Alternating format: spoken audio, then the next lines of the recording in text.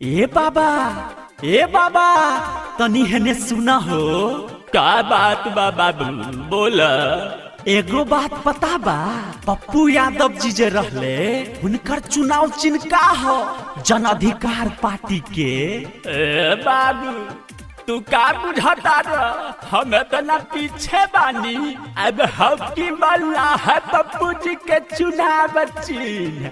अब कोई चीज छाप हो जन अधिकार पार्टी के चुनाव चिन्ह, बुझल?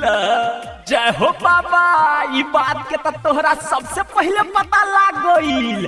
अब चलो सब जनता के बतावे के बा कि जन अधिकार पार्टी के चुनाव चिन्ह का है। चलो बाबू चलो। पप्पू यादव जिंदाबाद जिंदाबाद जिंदाबाद, जन अधिकार पार्टी जिंदाबाद जिंदाबाद, कैची छाप जिंदाबाद जिंदाबाद, बिहार की जनता जिंदाबाद जिंदाबाद जिंदाबाद। Presented by DD Production House, Sakri।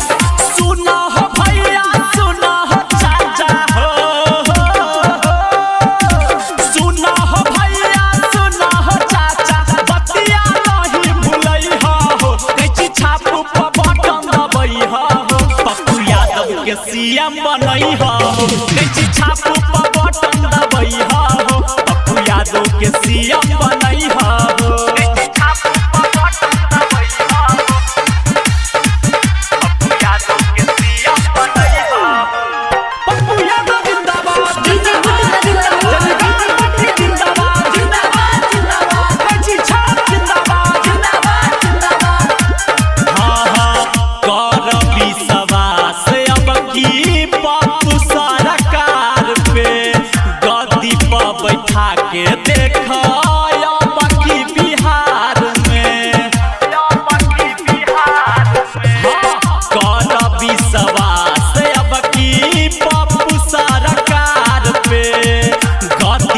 बैठा के देखो बाकी बिहार में, सोची विचार के फैसला ली हो। सोची विचार के फैसला ली हो, रुपया बना लो भई हो। कैची छाप पर बटन दबई हो, पप्पू यादव के सीएम बनई हो। कैची छाप पर बटन दबई हो, पप्पू यादव के सीएम बनई हो।